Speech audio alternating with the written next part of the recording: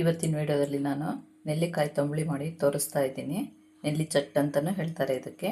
ಒಂದೆರಡು ನೆಲ್ಲಿಕಾಯಿ ಹೆಚ್ಚಿ ತೊಗೊಂಡಿದ್ದೀನಿ. ಜೀರಿಗೆ, ಕಾಳುಮೆಣಸು 4, ಉದ್ದಿನಬೇಳೆ ಒಂದು ಅರ್ಧ ಚಮಚ, ಕಾಯಿ. ಹೇಗೆ ಮಾಡೋದು ಅಂತ ತೋರಿಸ್ತೀನಿ. ಒಂದು ಬಾಣಲಿ ತೊಗೊಂಡಿದ್ದೀನಿ. 1 ಚಮಚ ತುಪ್ಪ ಹಾಕ್ಕೊಳ್ತಾ ಇದ್ದೀನಿ. ಇದಕ್ಕೆ ಜೀರಿಗೆ ಮತ್ತು ಕಾಳುಮೆಣಸು ಹಾಕಿ ಹುರ್ಕೊಳ್ತೀನಿ. ಉದ್ದಿನಬೇಳೆ ಹಾಕ್ಕೊಳ್ತೀನಿ. ಒಂದು ಅರ್ಧ ಸ್ಪೂನಷ್ಟು ಉದ್ದಿನಬೇಳೆ ಇದೆ.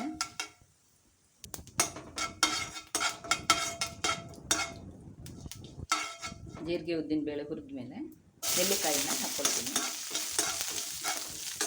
ಇದನ್ನು ಚೆನ್ನಾಗಿ ಹುರಿಬೇಕು. ಒಣಗಿದ ನೆಲ್ಲಿಕಾಯಿಲೂ ಮಾಡ್ಬೋದು, ಅದು ಚೆನ್ನಾಗಿ ಟೇಸ್ಟೇ ಆಗುತ್ತೆ. ಹಸಿ ನೆಲ್ಲಿಕಾಯಿ ಇದ್ದಾಗ ಅದರಲ್ಲೂ ಮಾಡ್ಕೊಳ್ಬೋದು.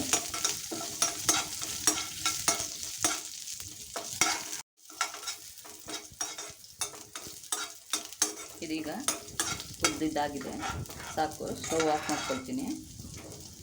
ಕಾಯಿ ಹಾಕ್ಕೊಳ್ತೀನಿ. ಇದೇ ಬಿಸಿಯಲ್ಲಿ ಒಂದೆರಡು ಸುತ್ತು ಹುರ್ಕೊಳ್ತೀನಿ. ಇದು ಹೊಟ್ಟೆಲೆಲ್ಲ ಹುಣ್ಣಾಗಿದ್ದರೆ ಅಥವಾ ಏನಾರು ಕೈಯಲ್ಲಿ ಕಾಲಲ್ಲಿ ತೆರ್ಚಿದ ಗಾಯ ಎಲ್ಲ ಆಗಿದ್ದರೆ ಆ ಗಾಯ ವಾಸಿ ಆಗಲಿಕ್ಕೆ ಇದನ್ನು ಮಾಡಿ ತಿಂದರೆ ಬೇಗ ವಾಸಿ ಆಗುತ್ತೆ ಅಂತ ಹೇಳಿ ಮಾಡಿಕೊಡ್ತಾಯಿದ್ರು ನಮ್ಮಲ್ಲೆಲ್ಲ. ನೆಲ್ಲಿಕಾಯಿ ತುಂಬ ಒಳ್ಳೆಯದು ಆರೋಗ್ಯ ದೃಷ್ಟಿಲಿ. ಈ ಥರ ತಂಬುಳಿ, ಗೊಜ್ಜು ಅಥವಾ ಉಪ್ಪಿನಕಾಯಿ ಏನೇ ಮಾಡಿ ತಿಂದರೂ ಅದರ ಅಂಶ ಯಾವುದೂ ಕಡಿಮೆ ಆಗಲ್ಲ. ಆರೋಗ್ಯದಲ್ಲಿ ತುಂಬ ಒಳ್ಳೆಯದಾಗುತ್ತೆ. ಇದನ್ನೀಗ ಮಿಕ್ಸಿ ಜಾರ್ಗೆ ಹಾಕ್ಕೊಳ್ತೀನಿ. ಇದು ನುಣ್ಣಗೆ ರುಬ್ಬಬೇಕು. ಇದಕ್ಕೆ ಮೊಸರು ಹಾಕ್ಕೊಂಡು ರುಬ್ಬಬೇಕು.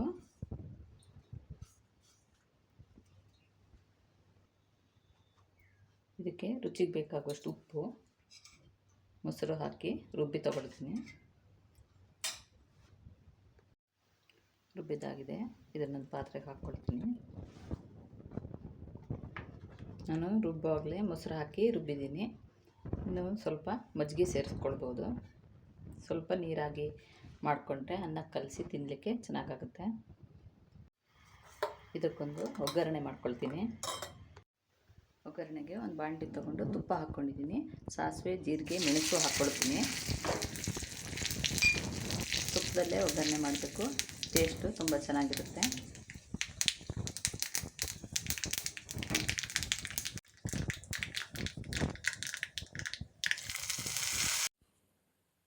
ತುಂಬ ಆರೋಗ್ಯಕರವಾದಂಥ ನೆಲ್ಲಿಕಾಯಿ ತಂಬುಳಿ ಮಾಡೋದನ್ನು ತೋರಿಸ್ಕೊಟ್ಟಿದ್ದೀನಿ.